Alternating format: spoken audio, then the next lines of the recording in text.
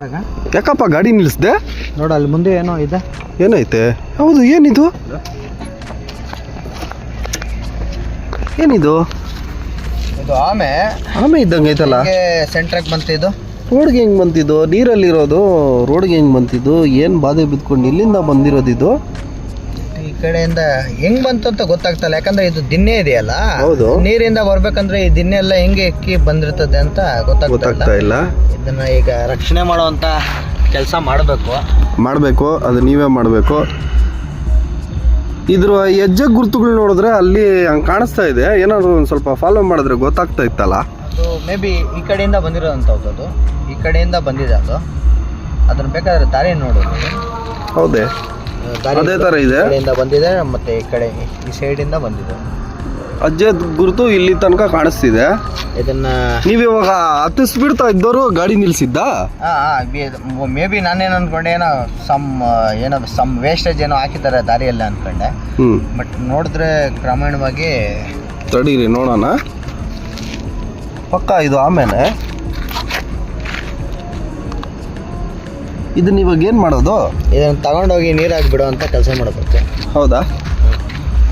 ಈಗ ನೀವು ಅದನ್ನು ಹೋಲ್ಡ್ ಮಾಡಿ ನೀರು ತಗೊಂಡೋಗಿ ಬಿಡೋಣ. ಓಕೆ.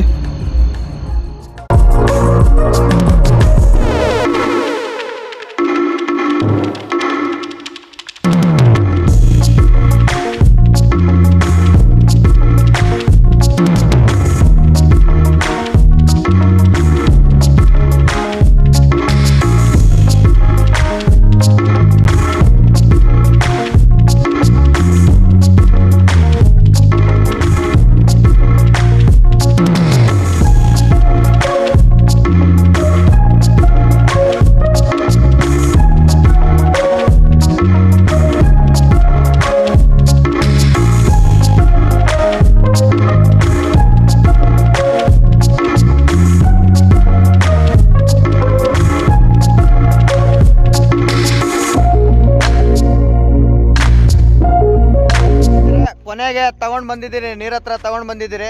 ನೀರ ಹತ್ರ ಇಕ್ಕುವಂಥ ಕೆಲಸ ಮಾಡ್ತಾ ಇದ್ದೀರಿ.